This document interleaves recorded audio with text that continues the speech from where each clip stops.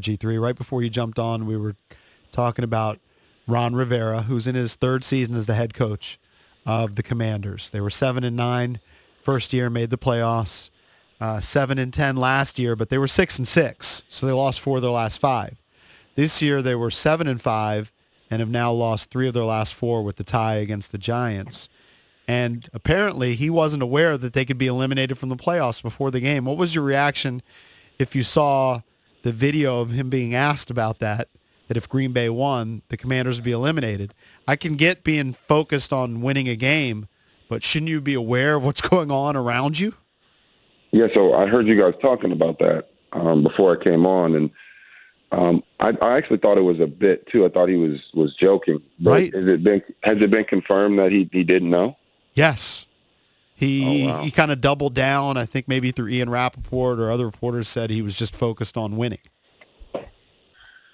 Yeah, I mean, there's something, it's a little odd. It's a little not even a little odd. I think every coach knows every scenario of what's going on and their possibilities. It's different than saying, "Hey, I'm just focused on the next opponent." When you're just a coach, like, you can compartmentalize things. I was just called a bowl game and called the Fiesta Bowl and the Cotton Bowl, and every coach I talked to said, "Hey, I'm focused on us. I'm not focused on the other team." Mm-hmm. So, in this situation, if Ron Rivera was focused on us, as in the Washington Commanders, then he should know, hey, this is our possibility. If we lose a game, or if this team wins a game, then we're in and we're out. I played for John Harbaugh in Baltimore, and this guy knew more ins and outs about everything. Yeah, he told the team focus on winning that game, but he knew, like, if we won this game and these 3 teams lost, then we became the 2 seed or the 1 seed. So I don't think that that's a good look for Ron Rivera at all. All right, so let's talk about his decision. He went with Carson Wentz, which, was looking for a spark. It completely backfired. What did you see from Wentz on the field? Yeah, I think it was one of Wentz's worst games as a pro. We talked about this last week. Carson, should have been the guy. He should have been the guy out there playing because not only did they need a spark, but he was the guy that gave them the best opportunity, not only in that game, but also moving forward. And then 2, it just wasn't meant to be this season. You bring in Carson Wentz, you pay him a bunch of money, he gets hurt, and then even when he does come back, you end up playing Taylor Heineke because Taylor Heineke had the pulse of the team and everybody was playing better around him. So yeah, I think it was you can call this season a failure because it was a collapse. The Commanders have a team that is worthy of being in the playoffs, talent-wise. They have what it takes. You saw it through the middle stretch of the season that this team has what it takes to be a playoff caliber football team. They just don't have the quarterback. And to me, I don't think that any other than Sam Howell, I don't think any quarterback on the roster should stay. The coaches clearly don't believe in Carson Wentz and what he can bring to the table. The epic collapse tomorrow doesn't help his future there with the team. And then Taylor Heineke, I know the fans love Taylor. I love the moxie that he brings to the table, but he's a problem for any quarterback that's going to come into Washington and have to play. And I said this at the beginning of the year. He's a good player. The fans love him, but at the end of the day, they got to go start fresh. And if Sam Howell's going to be the backup or he's going to be the starter, give him a chance, or go get a guy in the draft.